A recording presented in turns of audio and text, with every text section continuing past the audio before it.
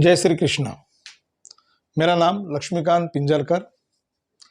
मैं AC block में कुछ पॉइंट्स आपको बताना चाहता हूँ, कुछ पॉइंट्स शेयर करना चाहता हूँ। मेरे साथ कई लोगों ने काफ़ी बार फ़ोन पे और मैसेजेस भी शेयर किया है कि हर बार आप टेक्निकल के बारे में ही बोलते हैं।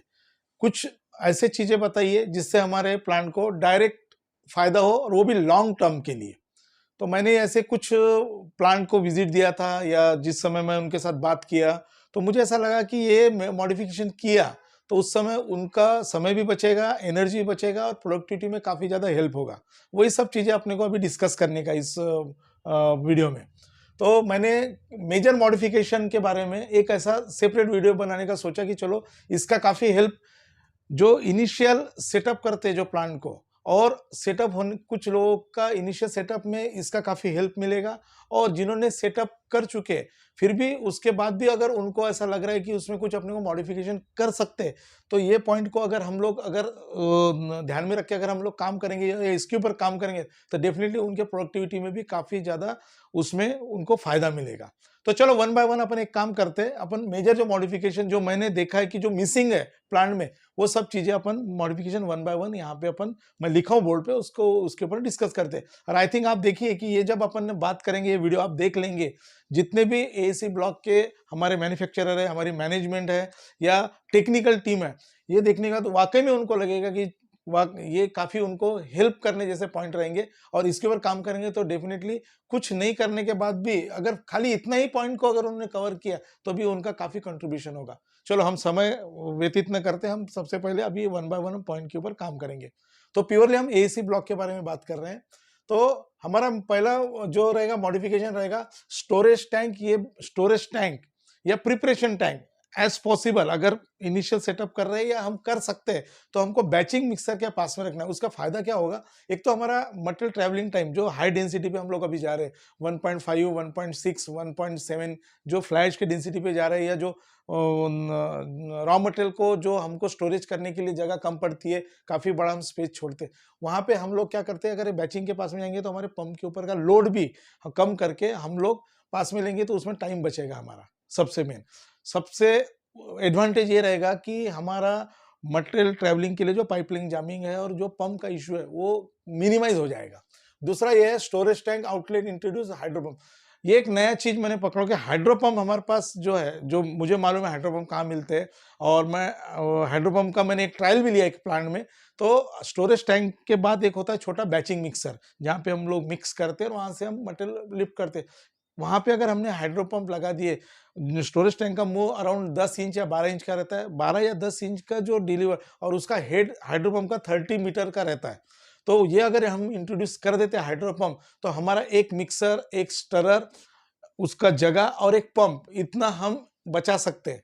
अगर हम कर मैंने एक प्लांट में किया हूँ और ये सक्सेसफुली चल रहा है, तो वही मैं मेजर मॉडिफिकेशन में लिया हूँ कि अगर इंट्रोड्यूस कर लेते हैं आप, तो बहुत मेजर आपका उसमें फ़ायदा होगा, पे बैक भी अच्छा मिलेगा। और हाइड्रो पंप में कोई जामिंग रहता नहीं, एक रबर केसिंग रहता है और उसके अंदर हाइड्रो पंप चलते रहता है, हाइड्रो पंप का शाफ्ट चलता है, आराम से उसको प्रॉपर मेंटेन करता है और टाइमिंग में मटेरियल भी लिफ्ट कर देता है।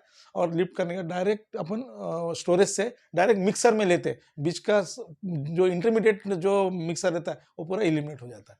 तीसरा, हम फिंगर इंट्रोड्यूस करते हैं हम कटिंग पिट नाली में। कटिंग पिट नाली का अगर डेप्थ कम है, अगर उसका स्लोप प्रॉपर दिया है तो वेल एंड गुड। कई बार होता है कि मटेरियल एक्यूमुलेशन होने की वजह से उसका स्लोप कम हो जाता है, तो वहाँ पे अगर हम फिंगर देंगे तो ऑल द टाइम वो जब चलते रहता है तो उस समय वो फिंगर से साफ करते रहेगा मटेरियल। और जब साफ करेगा उसको हल्का पानी मारेंगे या उसका जो पंपिंग अपना पंप का जो डिस्चार्ज है, डिस्चार्ज से आराम से होगा। कहने का मतलब कि वहाँ पे एक्यूमुलेशन नहीं होगा। एक्यूमुलेशन नहीं हुआ तो आपका क्लीनिंग का मीडिया एकदम नॉर्मलाइज हो जाता है, पूरा मटेरियल फ्लश आउट हो जाता है। उसके आएंगे चौथे पॉइंट के ऊपर, जहाँ पे प्लेनेटरी गियर बॉक्स हमको इंट्रोड्यूस कर रहा है।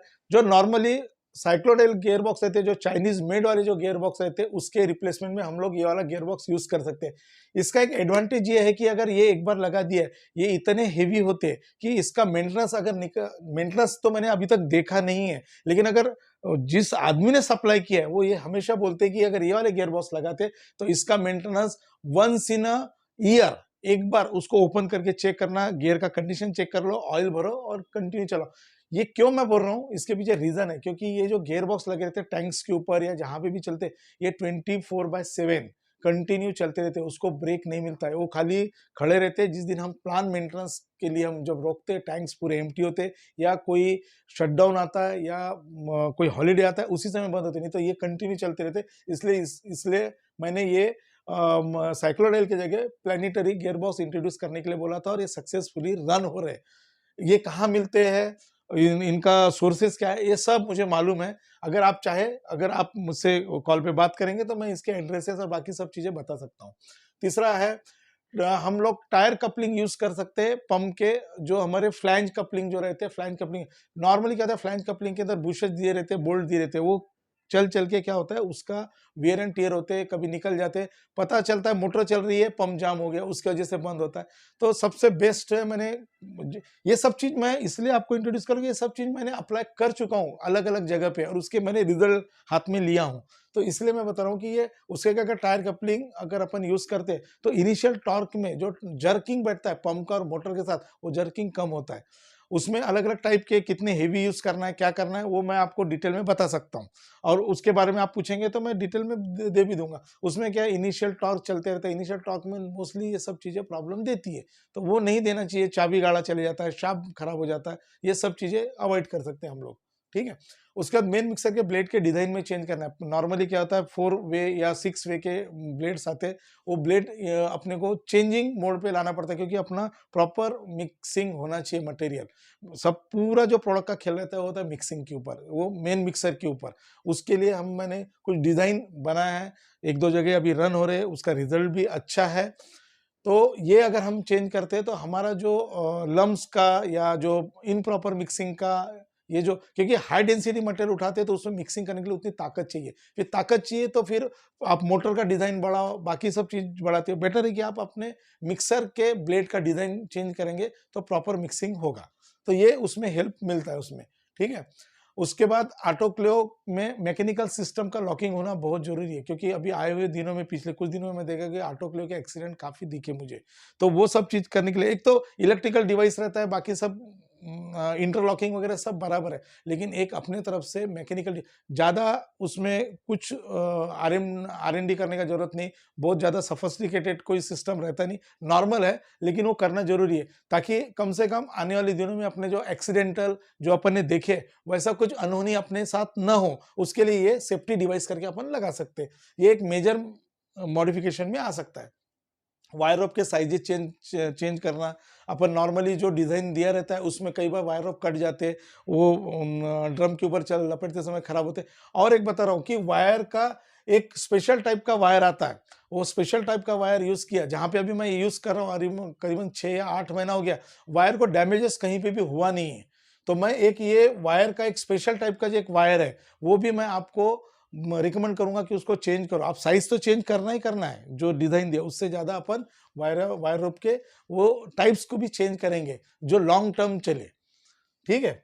उसके बाद cutting pit always keep in near operator, ये हमेशा जो कटिंग पिट का जो टैंक्स होता है, आजकल क्या वन साइड देते हैं, वो डेस्क जो ऑपरेटिंग कटिंग मशीन वाले का ऑपरेटिंग डेस्क है उसके काफी लंबा रहता है, वो पता नहीं चलता है कि वहां पे क्या चल रहा है, पंप चल रहा है, स्टरर बार चल रहा है, फोमिंग हो रहा है, नहीं हो रहा है। ये ऑल द टाइम, जो पुराने प्लांट थे उसमें तो नियर बाय था, अभी आने वाले प्लांट जरा दूर देते थे, जिसका पास में तो कोई प्रॉब्लम नहीं, लेकिन ये करीब रहेगा तो उसमें मॉनिटरिंग प्रॉपर होगा, उसकी डेंसिटी चेक करते हैं कि उसको कब उठाने का है मटेरियल, कब नहीं उठाने का, इसका वो मैनेजमेंट प्रॉपर कर सकता है, इसलिए ये पास में रहना चाहिए। जो मिसिंग है प्लांट में वो मैं आपको बता रहा हूँ। उसके बाद रबर फिक्सिंग करना चाहिए फोर्कलिफ्ट के फ्रंट साइड में। अपन जब ब्लॉक उठाते हैं, ब्लॉक उठाने के बाद जब कहीं पे शिफ्टिंग करते हैं तो मोस्टली क्या होता है, सामने के जो बार रहते हैं वो बार में हमेशा वो ब्लॉक टकराते रहते हैं, टकराने की वजह से उसमें रिजेक्शन आते हैं, उसमें डैमेजेस आते हैं, तो वो अवॉइड करने के लिए अपने को ये सब चीजें करना जरूरी है। तो ये जो rubber sheet fixing on forklift front में गया तो उसका ड्रास्टिक मैंने देखा था कि रिजेक्शन एकदम कम हो गया था यार्ड का।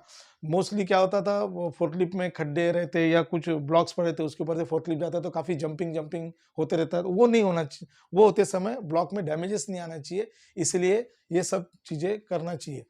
अच्छा, ये मॉडिफिकेशन मैं इसलिए आपसे डिस्कस किया था कि कुछ लोगों ने इसका काम कर चुके हैं, कुछ लोग नया प्लान डाल रहे हैं।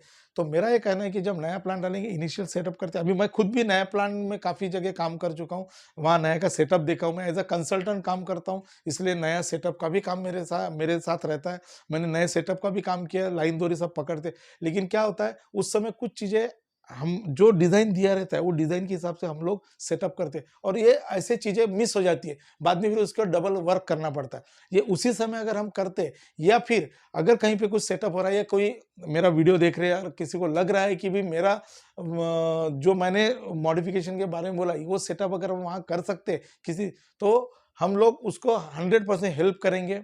हम वो सेटअप करके दिखाएँगे और ये सब प्रूवन है। ये जो जितने भी मैंने जो बात किया हूँ, ये सब के सब प्रूवन है। इसके अलावा भी मेरे पास काफ़ी ऐसे पॉइंट्स हैं जो मैंने नोट करके रखा हूँ, लेकिन मैं वीडियो के टाइमिंग के अभाव की वजह से वो कर आपसे डिस्कस नहीं कर सकता। इसके अलावा भी काफ़ी टाइम है जो मॉडिफिकेशन मोड में जा सकते हैं।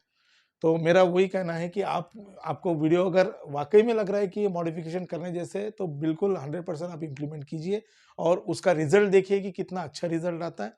और ऐसे ही वीडियो अगर मैं आपको हमेशा देते रहूँ, तो आप मेरे चैनल को, मेरे वीडियो को मोटिवेट करने के लिए मुझे लाइक कीजिए, शेयर कीजिए और मेरा चैनल सब्सक्राइब कीजिए। Thank you. जय श्री कृष्ण।